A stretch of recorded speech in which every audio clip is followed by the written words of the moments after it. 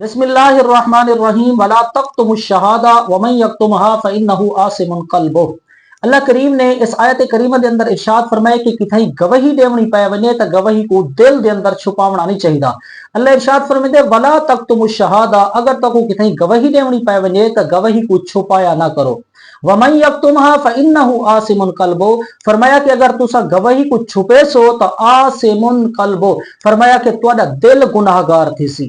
اور دل او واحد چیز ہوئے جے بارے اللہ کریم نے ارشاد فرمائے کہ اے میں رب سچے دا حجرا ہوں۔ اللہ ارشاد فرمیندے کہ اے جڑا دل ہے انسان دا، ای دل دے وچ میرا گھر ہے، ای دل دے وچ میں رب وسنا۔ تو لہذا اپنے دل کو پاک و صاف دنیا دا غلاستہ کلو، غیبت کلو، چگلی کلو، جھوٹ کلو، اے جو چیزاں کلو بچنا چاہیے، اپنے دل کو پاک و صاف رکھنا چاہیے۔ اور اللہ کریم سورۃ الشعراء دے اندر ارشاد فرمیندے یوم لا ینفع مال ولا بنون الا من اتى اللہ بقلب سلیم۔ اللہ ارشاد فرمیندے کہ قیامت دی دہاڑ ہوسی، نفسا نفسی دا عالم ہوسی، ہر انسان کو اپنی جان دی فکر ہو سی کہ پتہ نہیں اج میرا کیا بن دے۔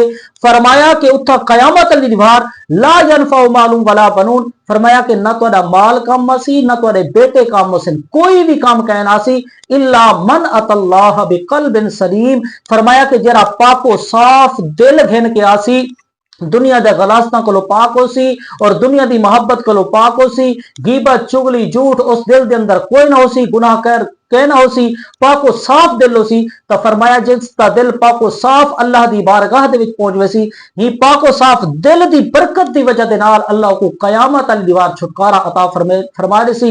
قیامت علی دیوار او ان دی بخشش دا ذریعہ بن ویسی۔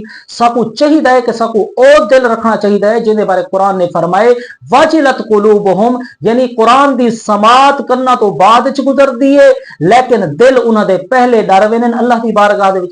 ساکو بھی چاہیے کہ اساں بھی اوہو جے لوگاں دی طرف اپنے دلاں کو پاک و صاف کروں تاکہ ساری دنیا بھی سنورے، ساری آخرت بھی سنورے۔ اللہ دی بارگاہ دے اندر دعا ہے کہ اللہ پاک سکو عمل دی توفیق عطا فرماوے۔